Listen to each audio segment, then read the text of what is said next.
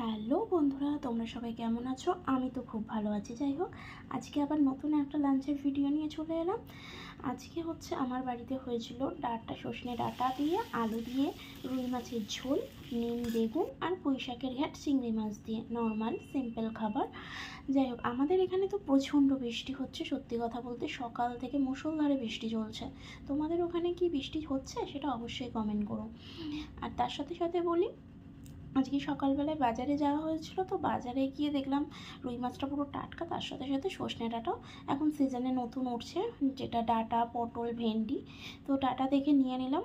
আজকের সিজনের প্রথম সবজি আমার বাড়িতে হলো, তাই তোমাদের সঙ্গে আমি এটা শেয়ার করছি। আর পুঁই শাকের ঘ্যাট অনেক ভিডিওতেই আমি শেয়ার করেছি।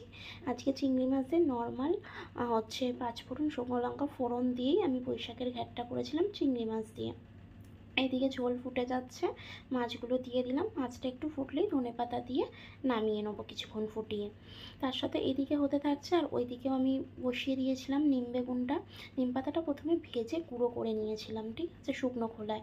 তারপরে এই যে নিম বেগুন যেরকম করে নর্মাল জানোই, নিম বেগুনটা ডুমডুমো কেটে নুন হলুদ দিয়ে ভেজে নিচ্ছি, তারপরে নিম পাতাটা দিয়ে নেড়ে ছেড়ে নামিয়ে দেবো। আমি তো এইভাবে করি, তোমরা কে কীভাবে করো একটু জানিও।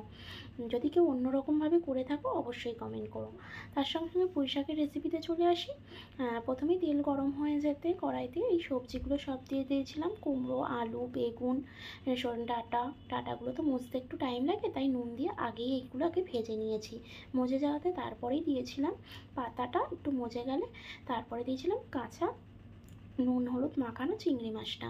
যাই হোক, আজকের ভিডিওতে ছিল কমন সাদা ভাত, পুঁই শাকের ঘ্যাট, চিংড়ি মাছ দিয়ে আর নিম বেগুন।